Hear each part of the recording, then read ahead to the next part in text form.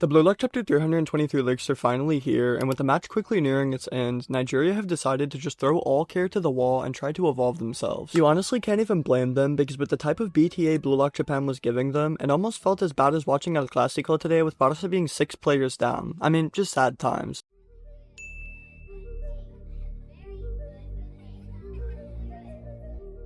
Leaping straight into it, tonight's leaks open with Isagi in possession of the ball, sprinting forward as the intro text reads, seeking stimulation and things the world has never seen. The drive within the Demon King is his curiosity. As he pushes upfield, we cut briefly to Onazi who's watching him and thinking about his own curiosity and wishes. Isagi continues his run straight into 2 defenders, planting his hand on both of their chests while spotting bachira in the distance, jumping and singing like a siren for a pass. This man really treats every match like it's an episode of High School Musical, but sadly no one has joined in for the duet yet. I mean, just wait until Shido gets out there with him, or even Charles Chevalier. Anyways, Isagi's confidence is at an all-time high, taunting Nigeria by asking if that's all they've got, while Onazi watches in silent amazement, wondering if he could ever live the same way Isagi does. Short answer, no. We then get a fantastic panel where all of Team Nigeria are drawn as puzzle pieces floating around Isagi as he shouts out for them to try and surpass Blue Lock, or more specifically, his big brain itself. Once again, I would have to say this is easier said than done, but no matter, his narcissism is almost funny at this point. There's something just hypnotic about the way he truly believes in evolution through his ego and also his opponents, and that's probably why he's such a beloved MC. I'm not exaggerating or glazing here, just making a comparison, but it is kind of like Sun Jin Woo and the way he views the leveling system in the dungeons. They're just steps for him to grow and get even stronger. Back to it though, Aiku then steps in and approaches Isagi, warning him that he's provoking the enemy team too much. Aiku reminds them that Ego's order was to keep Nigeria scoreless and questions why Isagi would try to lift the spirits of a team that's basically on life support. Isagi simply says, it can become data, and Aiku's left confused, so Isagi clarifies that if somebody awakens, he can experience soccer he's never known before.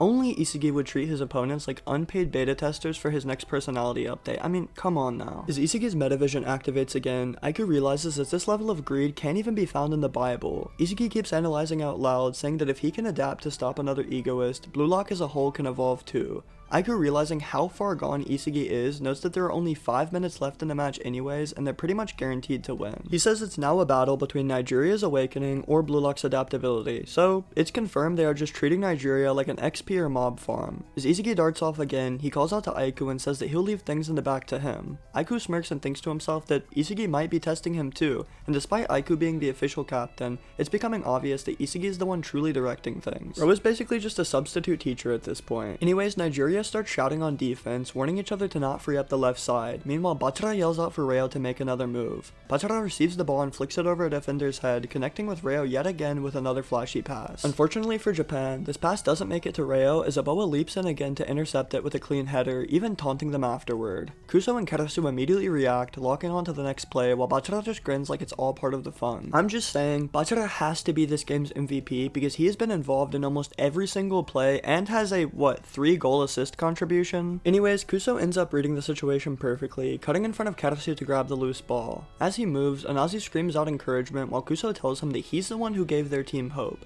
the dream of winning the World Cup. It's a moment full of nostalgia and desperation as Kuso flashes back to their past together. We begin to see memories of Kuso and Onazi spending time together, celebrating their victories, especially the African Cup. Kuso narrates how much fun it was to grow alongside him, but now, something has changed. He recalls a specific conversation between them where Kuso had brought up their data that showed the attack patterns were becoming predictable. We shift to the flashback where Kuso's sitting with his laptop open, analyzing statistics while Onazi lounges on his phone. Kuso explains that their scoring rate is dropping and they should consider recruiting another forward. Just give him Erling Haaland at this point. Onazi immediately asks what would happen to Kuso or the others if that happened, and Kuso tells him that that's just how competition works. People have to fight for the spot, but Onazi immediately rejects it. Onazi gets up and leans over Kuso, saying that he does not want to play the sport without him or the other teammates. He admits he was lonely before meeting them and that they saved him, and that he just wants to repay them by taking the entire team to the World Cup. It's a heartfelt moment that reveals just how much Onazi values connection over individuality, and truthfully, he's just on that family mindset from Fast and Furious. You really cannot hate the guy. As Kuso listens, he's torn between happiness and frustration. Onazi insists that they do not need new players, that what they have now is enough, and internally, Kuso is conflicted as he's deeply moved by the sentiment, but he also knows that it's holding them back. It's like during Prime Fortnite when I had to break the news to my duo that I had to go look for a new one. It really felt like a breakup out there. Back in the present, Kuso sprints ahead with the ball, eyes locked on Reo and Karasu who are defending the front line. Bello and Aboa cheer him on while Kuso reflects on his failure. He admits to himself that he ran away from Onazi's kindness and that somewhere along the line, their goal shifted from winning the World Cup to just staying together as a team. As Kuso looks forward, Isagi and Onazi are also sprinting in the far distance, seemingly into the box. Kuso realizes that Blue Lock and Isagi exposed them. Onazi and Kuso both realize that in this match and in these moments, the hottest place in the world is exposing the truth about their egos and what needs to change. Their coach watches nervously from the sidelines like Hansi Flick as Kuso begins his run, dragging the ball ahead with confidence. He thinks to himself that Onazi must now move on without him, that to truly evolve, Onazi has to surpass them and himself.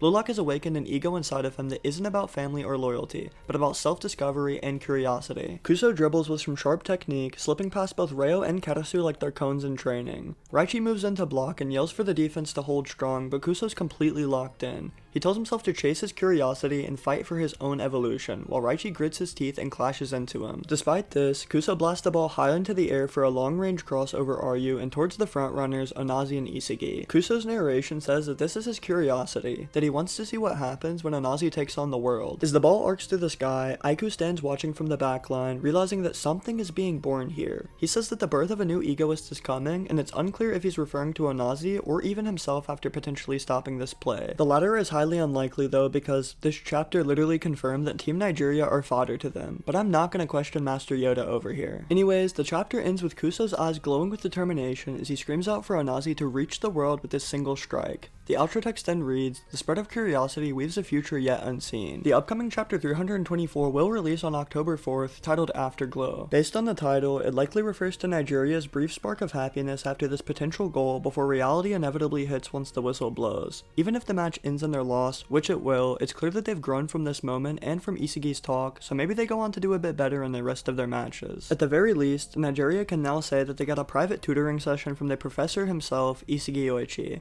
Honestly though, I thought Isagi would have more time on the ball this chapter. With how the match has gone and the way he's been operating as a central midfielder, I really felt like he was gearing up for another big moment or goal. A lot of people probably expected a goal from him here too, especially since his playmaking and confidence have been on display non-stop since kickoff, more so recently. When I saw the leaks open with only 5 minutes left though, I had a feeling that this wasn't going to be another Isagi highlight reel. It's more like the calm before the end, where the focus shifts to showing what his influence created rather than what he personally does next. That said, this setup does make a lot of sense narratively, as I really think Onazi or someone from Team Nigeria is going to score here. It just feels right to give them that small moment of pride after everything they've gone through, as they've been portrayed as outmatched and on the verge of breaking, and their evolution theme has been building for a while. What did you guys think about today's leaks though? Were you surprised that it focused more on Team Nigeria instead of Isagi stealing the spotlight again? As always, if you enjoyed staying up to date with everything Blue Lock related, make sure to subscribe to the channel and check out the community Discord link down below. I hope you all have a great day or night, and I'll see you all next time. I'm going to hibernate now and cry about the Chainsaw Man movie because my heart is shattered.